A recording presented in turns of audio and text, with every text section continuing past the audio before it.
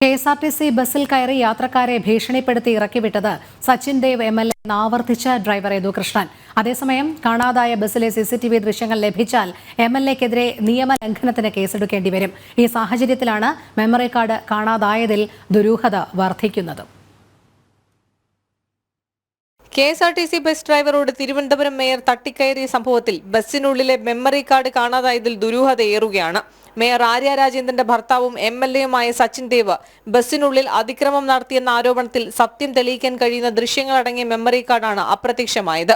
ബസ്സിൽ കയറി യാത്രക്കാരെ ഭീഷണിപ്പെടുത്തി ഇറക്കിവിട്ടത് സച്ചിൻ ദേവ് എംഎൽഎ ആണെന്ന് ഡ്രൈവർ യദുകൃഷ്ണൻ ആവർത്തിച്ചു. മാറ്റി പോലീസുകാർ എന്നെ കൊണ്ടുപോയ സമയത്ത് തന്നെ ഈ വണ്ടി ഇനി പോകൂല കേട്ടോ, നിങ്ങൾ വേറെ വണ്ടി കയറി പോവുക എന്ന് പറഞ്ഞ് ഇദ്ദേഹം തന്നെയാണ് ഇറക്കിയത്.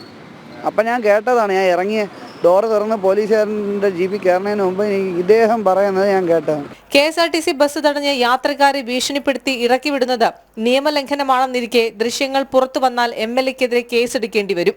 ഇത് മുന്നിൽ കണ്ടുകൊണ്ട് സ്വീകരിച്ച ഗൂഢാലോചനയാണ് മെമ്മറി കാർഡ് കാണാതായതിന് പിന്നിലെന്നാണ് ഉയരുന്ന ആക്ഷേപം. മെമ്മറി കാർഡ് ലഭിക്കാത്ത സാഹചര്യത്തിൽ പോലീസ് അന്വേഷണവും പ്രതിസന്ധിയിലായേക്കും. ഇതോടെ കെഎസ്ആർടിസി ഡ്രൈവർ യദുവിൽ മാത്രമായി നടപടി ഒതുങ്ങാനാണ് സാധ്യത. ജനം, തിരുവനന്തപുരം.